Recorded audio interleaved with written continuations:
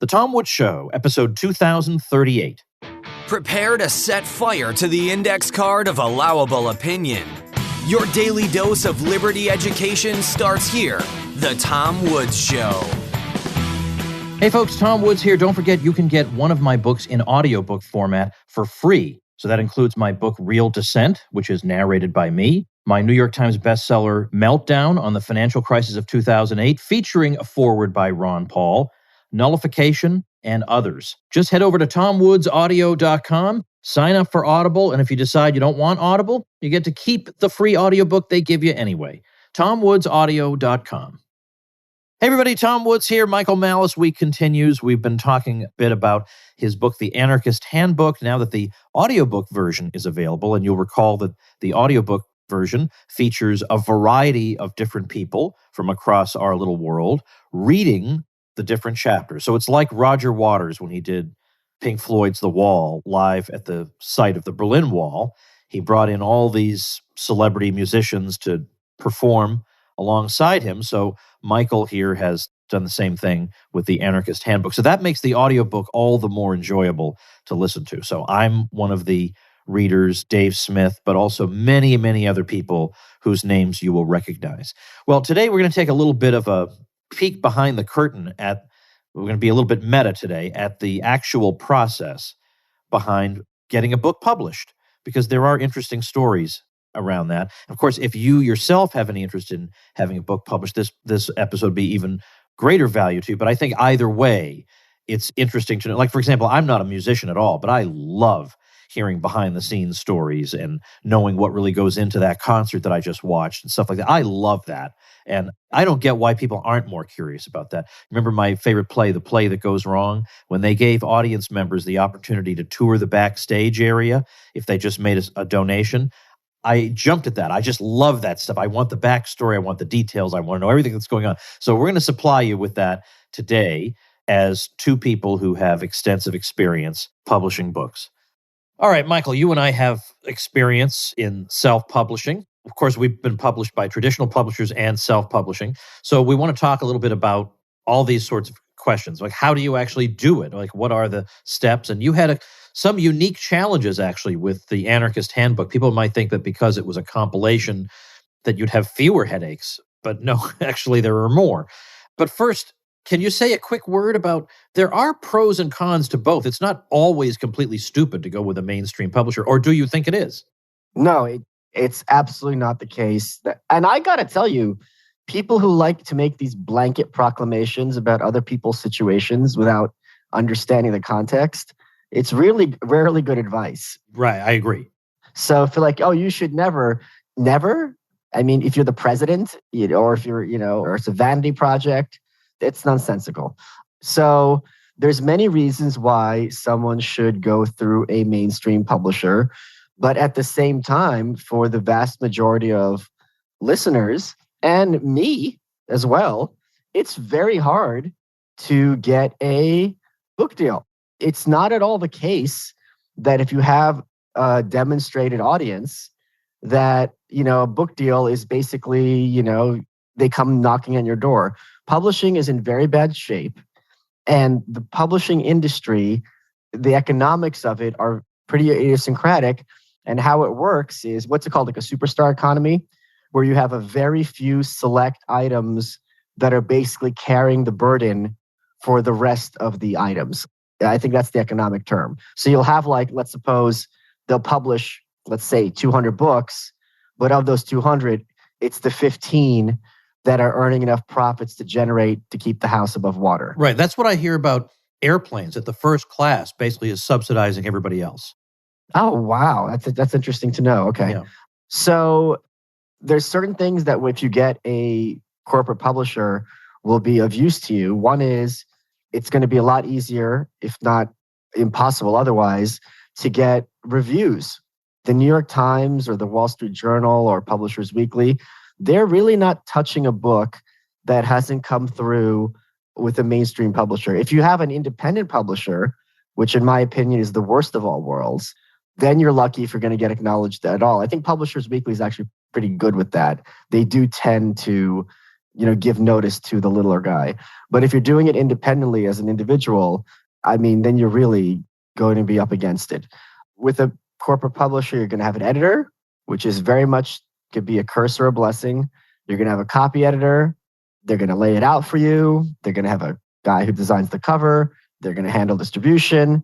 They're going to handle printing. So these are all things that you're going to get, but you're going to have to jump through an awful lot of hoops. So in terms of self-publishing, is it the case that if you're self-published, your book just will not be in the bookstores? It's going to be available online only? I know Milo, when he had his book a few years ago, and this became a huge thing, he somehow got it through, but it's really, really hard. The other instances is someone like, and don't quote me on this exactly, like Dave Asprey. He's an early paleo primal blueprint guy. So when you are like making a niche market and you have the book that basically launched this market, those books will get into bookstores. But at the same time, Barnes & Noble is not a sustainable business model. You and I remember very vividly when we were kids, Coconuts, Sam Goody, The Wiz, Tower Records, whatever it was in your local store. But now CD stores are not really viable because you have Amazon, you have online retailers. So I don't think bookstores are long for this world. Right. And so to me, it's more of a vanity thing to be able to say, hey, there's my book in the bookstore. It's not really central. The books in the bookstores, I mean, their stock is very, very low in terms of the quantity of the books that are out there. I mean, if you're at the airport, right, those are like the top, 0.01%. And then if you're at your local, it depends on how big the store is, obviously, but there's very few books that are actually in the stores. Right. I mean, especially when you consider every single year, there's something like 200,000 more titles. Oh, it's crazy. Yeah. It's insane. So also think of the book, as I said in a previous episode, not always as the final thing, but as a calling card for you, as a way for people to take you seriously or consider you to be an authority on something. It opens doors for you. You get speaking engagements. It's not just I make $3 a book and that's the end of it. You should parlay it into something further. And then your comment about you're going to have an editor if you have a traditional publisher. I find, maybe we could compare experiences here, but in general, most editors just frustrate me, and I'm going to be extremely blunt. I'm a better writer than these editors are, in most cases. And so the edits they make, I don't even like them. I guarantee you just made that worse. So that's one problem. I'm going to just back you up. Most editors, like most humans, are not impressive people. Yeah, unfortunately, that is the case. Now, there is an exception, and I'm very happy to acknowledge it. Do you know Tim Carney? Of course, he's great. He was my editor on Meltdown, and I had to write that at breakneck speed. So it was good when I submitted it, but Mexico was not sending its best with that first draft. And he really... Is this your confession of doing some very nefarious things? He made it better, though. I'll tell you, he came up with some great analogies. He helped to rearrange like the order of it. And actually, this chapter should go here and this one there. I feel much, much better about it because of that particular editor. But I will say just one other quick thing. I do have a book with Columbia University Press, and there I had a really top-notch editor, I have to say, really, really good. And every single change she made, I would say, yeah, that's great.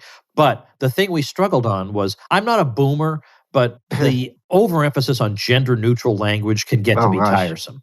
And so there would be cases where I would say, okay, I could understand how we want to change the wording there.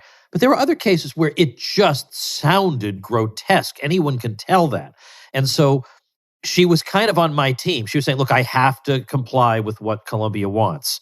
So what would happen is I would say, all right, I'd like to make this change, this change, this change. She'd say, well, you can probably get 2 out of those 3. Which 2 do you want? That's all right. I can live with that one. I want to make the other 2 changes. Whereas if it's your book and you're publishing it yourself, you can do whatever you want. You can be he the whole time if you want to. Nobody cares. Yeah, and there's things that they do which really rankle with me. Like they insist that T-shirt should be capitalized and dumpster.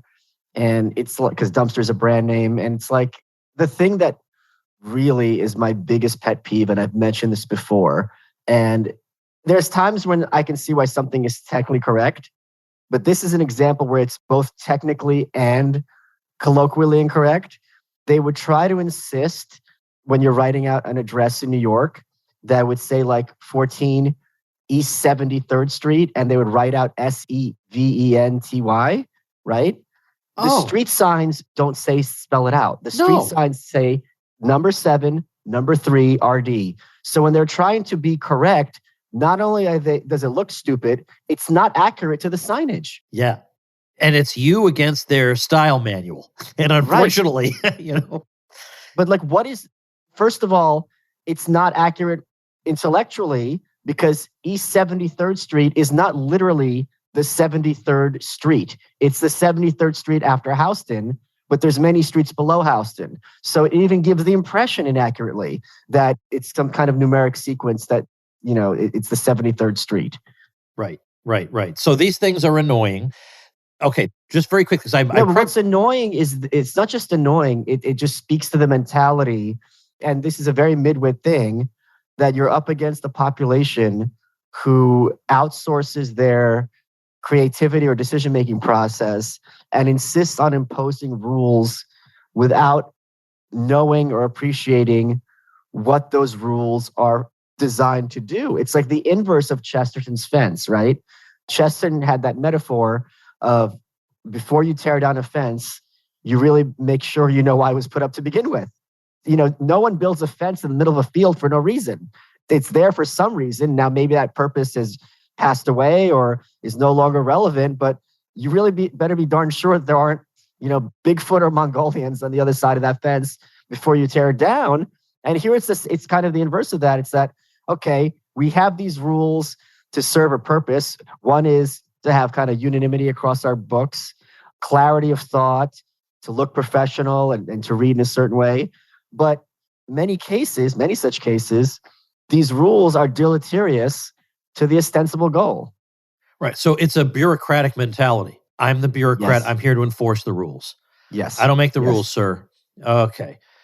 All right. So there are reasons that you might want to go the traditional route, but I think those reasons are diminishing. I mean, one is, for example, when you wrote The New Right, you did that with St. Martin's. Correct. St. Martin's. No, it wasn't. It wasn't St. Martin's? Oh, well, which one was it? It was All Points, which was I already forget who's that imprint of. It's an imprint of, but it's a major publisher. Yeah, of course, yeah. And I think, there is a part of you, and I've talked to a lot of people who've written books who they want the stamp of approval, a legitimacy that comes from having a major publisher, because there's a sense in which that means you have something valuable to say. And that Well, I also like the idea that because of the topic of that book, if I could get it through via a legitimate publisher, that would have been kind of an accomplishment because that meant I've gotten through that velvet rope. Yes, that's true. That's an accomplishment in itself. And so you did that. So the advantage is there's some prestige if it's a good publisher. There is a possibility, but not a particularly great one, that they will take their marketing arm and flex it on your behalf. They won't necessarily. You cannot hope for that to happen. Yeah, no. Yeah, I talked about that in a recent episode. Yeah. In fact, I had a guest who said, your publisher will not help promote your book. Count on it. So he put it that starkly. The other thing is they will be more, of course, more likely to be able to get the book in stores because they can flex a little bit for that. But beyond that, it's going to take forever unless they really crash your book, which they did for Meltdown, my book on the financial crisis, because they wanted to get that out so that it was still timely. But that's very rare. It's going to be, you finish that thing, you finish the final edit, it's going to be a year at least before it's in the stores, if not more, because you might be arguing with them about something else. So there are real drawbacks, not to mention, it's true that maybe you might be harder to sell completely on your own, but you keep a much larger chunk of the selling price than you do with the traditional publisher. So there are a lot of reasons you might want to go this route. Oh, absolutely. But you have to appreciate that 5 years ago, it was this or nothing. So the fact that we have options now is an enormously healthy step forward. Hey, folks, as part of my sponsor message for BitTrust IRA, let me tell you what I gave 2 of my daughters for Christmas this year.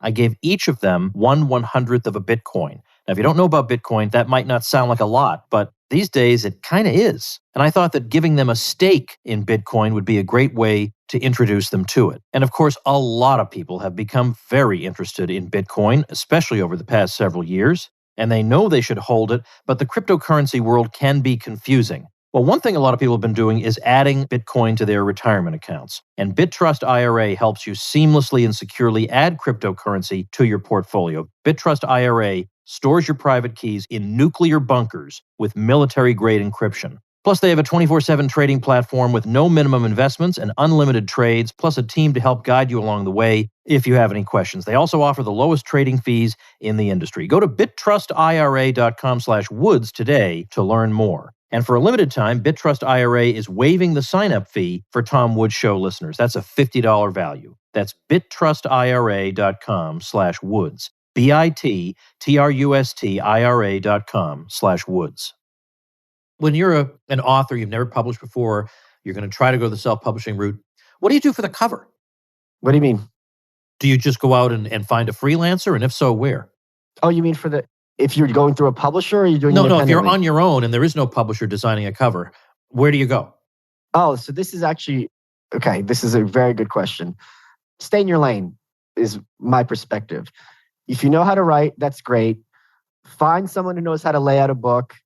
Find someone who knows how to do cover design and pay them. So that's the way to do it. Just there's no question about it. My buddy John, who did my theme song, it was his song that I used for my theme song for You're Welcome. I told him exactly how I wanted the cover to look like for Dear Reader. He did a superb job of it. He used the Superman font, and he did the cover for Anarchist Handbook as well. And the thing is, this is what usually destroys independent books. There's lots of cues that this book is written by a hack. So make sure, for example, if it's all in one font, everything on the cover, that's usually indicated this person does not know graphic design. Right. That's exactly. In fact, that's the kind of thing you don't notice until you're looking for it. It's the kind of thing, as we describe it to you, you think, I'm not sure why that would be. But then you put two books side by side and you realize, okay, I see which one is the professional one. Now, you can spend a fortune on a book cover. It just depends on your budget. You can also find inexpensive people who are up and coming designers. You can find them on various freelancer platforms. I personally think that the expression, don't judge a book by its cover, is a sweet little expression that doesn't describe reality. Sometimes people do judge books by their covers. Of course. At the same time, I've learned a lot reading books with hideous covers, but that book probably would have reached a wider audience if you'd had a better one. Now, the way I did it, the only self-published book I've done, I went through Amazon CreateSpace because that handles the layout for you. I don't have to hire a separate person. I send them the text. I pick the kind of template I want, the font I want, and then the thing gets automatically laid out, and then I check it over. I did not know that was possible, Tom. This is the first I'm hearing of this. I'm not joking. Well, I think since then, they've ceased to offer that particular service, which is a shame because it made it so easy. Wow. I didn't have to reach out. So now I don't know what I would, I guess, again, I would go to a freelancing site and and the thing is, there are so many people all over the world who can help you with almost anything. You can go to... Book layout is not complicated if it's not illustration heavy because you just flow the text. I forget what the program is. I used it in college to do a newspaper, but it's not that hard. So it's not hard to find. You don't have to find some hyper specialist or anything. Exactly. Because think about what it looks like. It's just you have the title on the top or your name on the left hand, page numbers. It has to have margins a certain way. There's going to be asymmetry between a left-hand page and a right-hand page. You don't want floaters where you have like a paragraph that's just one sentence hanging at the end of each page. But there's not that much to it. And choosing a font, whatever, that's professional. So, but definitely, the more you can outsource, the better. Yeah, honestly. You should not be struggling with this, trying to watch YouTube videos to figure out how it's done. There are some things that are worth paying money for. So, for example, where would you go? There are sites like Upwork.com. If you're really on a budget, you can go to Fiverr, Fiverr.com. There's also Freelancer.com. These are places I've used multiple times. And sometimes when I've been on a real deadline, and let's say it's around Thanksgiving, well, I don't want to bother some American designer or something around Thanksgiving. So I've hired a guy like from Egypt. Like, I don't even know what Thanksgiving is. I'm not bothering him. And, the next day I've got this amazing thing in my inbox. So there are parts that would have been really annoying to do entirely on your own in the past. But now that you can tap into the talent of the whole world, it's not so hard to do. So that's what you do with the layout of the text. That's what you do with the cover. But is there anything else people need to know? I mean, I have suggestions about what to do to maybe try to get it in people's hands and get them to buy it. But in terms of the nuts and bolts of doing it, what else do they need to know?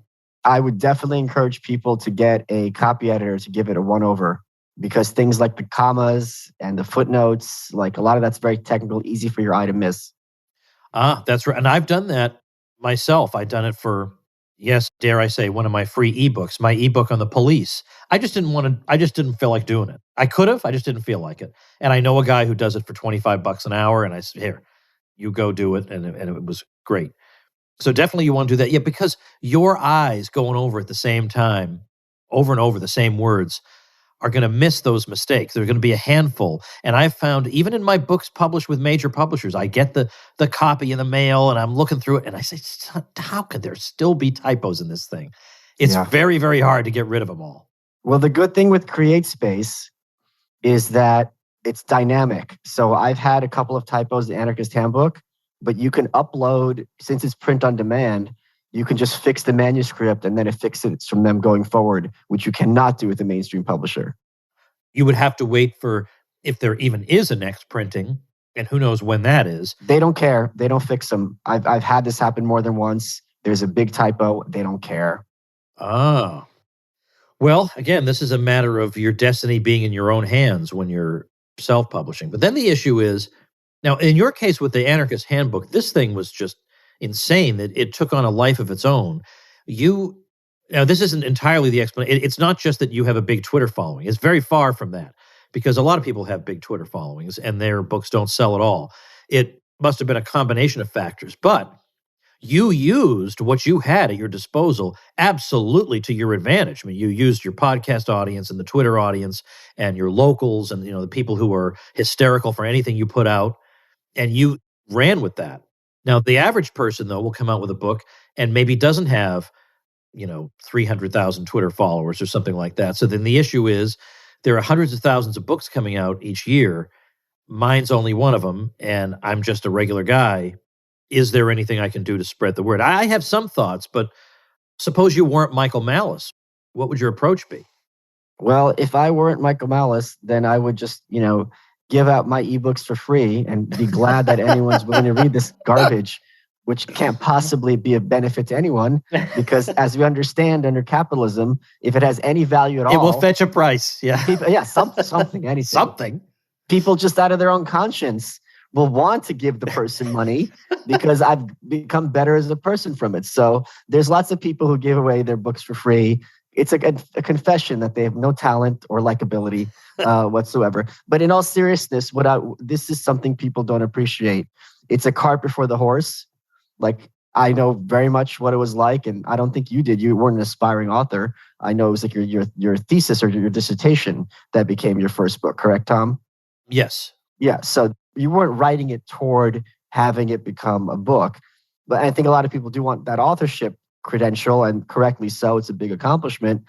You have a great opportunity now, thanks to things like Substack, to build your own audience, thanks to things like social media. So in my opinion, the audience should come first. And in fact, in terms of getting a book deal right now with a corporate publisher, you cannot do that without having an established audience, because they need to have some kind of demonstrated proof that you have people willing to pay money for your product and thoughts. They ask about that now much more often than they did when I first started writing books before, because the internet was still in its sort of fledgling state and nobody expected you to have 1 million Twitter followers or something. But now they want to know. They want the information about you. And that's the other thing. It's like, from their perspective, and it's not unreasonable, if you can't get 10,000 people to listen to what you have to say for free, how the heck are you going to get 10,000 people to pay for what you have to say? Right. So there are ways you can get in front of audiences. You can be a guest on a podcast that it covers the same subject matter as your book. And when you're a podcast guest, you won't necessarily get a million new names on your email list or on your social media, but the people you do get are the really engaged ones. Like they sat and listened to you talk for an hour, and then they said, I'm going to go out of my way to sign up to find out more about this person. That's a really hot prospect. So you get, the numbers aren't as great as, let's say, if you had an email list of 100,000 people, you sent out an email about your book, but these are going to be very, very high quality people you get from being on podcasts. A kind of unique approach one of my listeners took was he had a book called Music Theory in One Lesson. Oh. And no one had ever heard of him before. And so what he did was he went into different Facebook groups and became a member.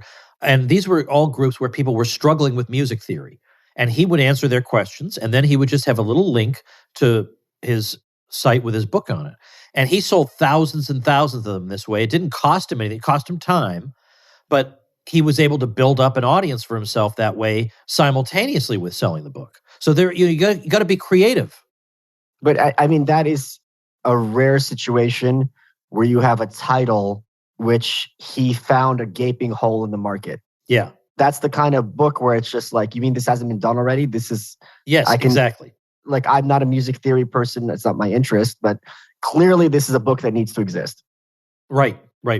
You can also make short videos related to the topic in your book, like really short, like on topics that people are searching for answers on.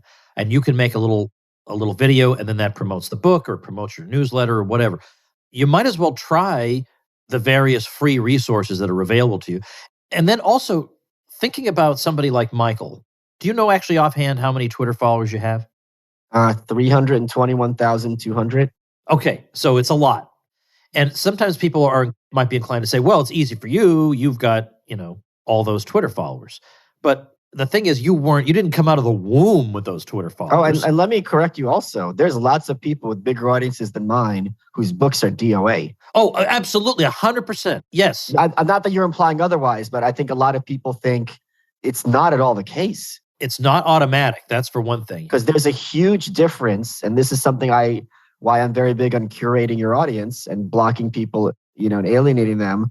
There's a huge difference between I'll sit and watch your clown show for free, or I'm going to invest in you and I believe what you're doing. These are not the same phenomenon. Right. So a lot of celebrities will have a lot of people who, oh yeah, I remember that guy in that movie. Yeah, I'll like him. But that's not the kind of person who follows you. Like, oh yeah, I saw him. I watched him for a few minutes on a podcast. No. And also, and this is something which is Internet 101, there's also the concept of engagement, right? I mean, we keep talking about Twitter. If you look at my Twitter account, and if you look at Reason, right, look at how many comments they have, how many likes they have, or something like that. Then they have 300,000 followers, I believe. In terms of engagement, people replying, people having a conversation, banter, it's night and day. Yeah. And that's not all unique to them at all. There's many, corporate media outlets who have like 1 million followers or some huge number. But in terms of people who retweet or like their stuff, it's like 7. It's a huge disparity. And I don't even really have a good explanation.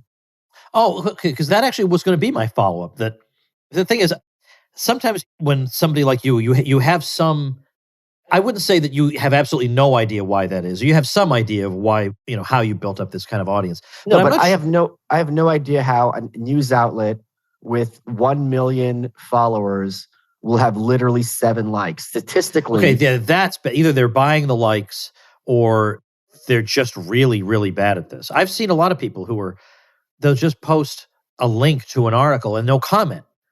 And then it gets no engagement. You can't do that. Right. But your situation is not so easily duplicated. Like that, I can think of people who follow a series of steps and then they get a certain result. But a good chunk of the reason for your success on Twitter is your unique personality. Right? And people follow you for the unique way you use Twitter and the unique way you entertain them.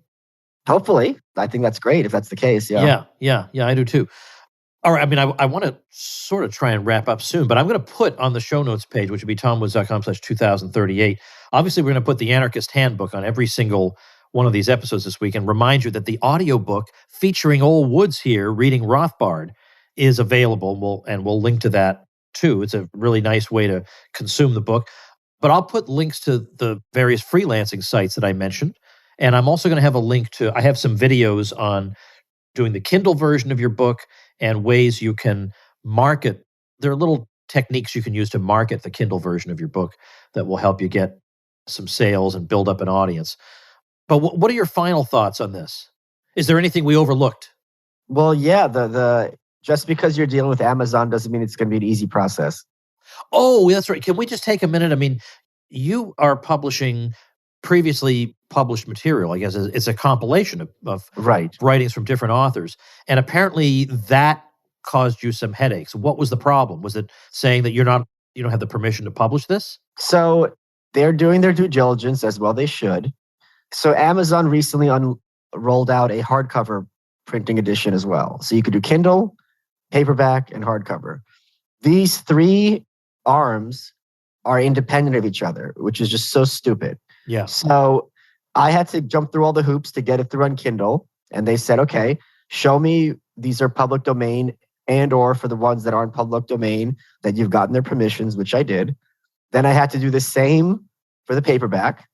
Then when I tried to put it through in a hardcover, they said, well, we don't think we can sell this, even though they are currently selling it and selling very well, because people are going to be confused because there's similarities between this chapter of yours called Anatomy of the State by Murray Rothbard and this other book out there called Anatomy of the State by Murray Rothbard. And I go, yeah, it's the same. And the reason it's the same is because I have permission from the Rothbard estate, which is in the first page with the copyrights, right? And here's the letter from Jeff Deist being very generous, giving permission. And you guys approved this already twice. And I went back and forth and they said, no, it's banned. You cannot do a hardcover. And when I tried to do the audiobook, you sign into Audible and you look for your name and it says like, which of these books do you want to make the audiobook? For some reason, I have never found out why, even though I can link to the paperback and see that as an option under my name, it simply says this book is not available to be made into an audiobook. So how was it ultimately resolved? So what I did, which was smart to do anyway, is I got a distributor who takes your audiobook and sends it to literally 50 venues that sell audiobooks. It's not only Audible that sells audiobooks, it's iTunes, Apple Books, all these other places. And they basically distribute it for you. And they had to go through Audible 4 times, but they got it through. Oh, yeah. Big pain in the neck. Well, I also, because the only self-published book I've done, Real Descent, was just a bunch of my previously published things that were available online or occasionally in print.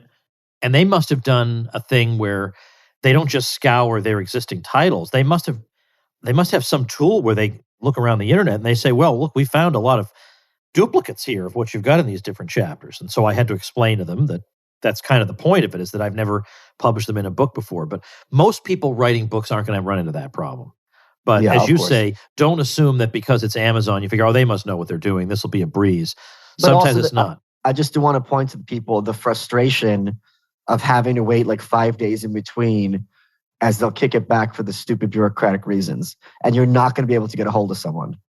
Yeah, that's one of the really frustrating parts. You won't. Yeah.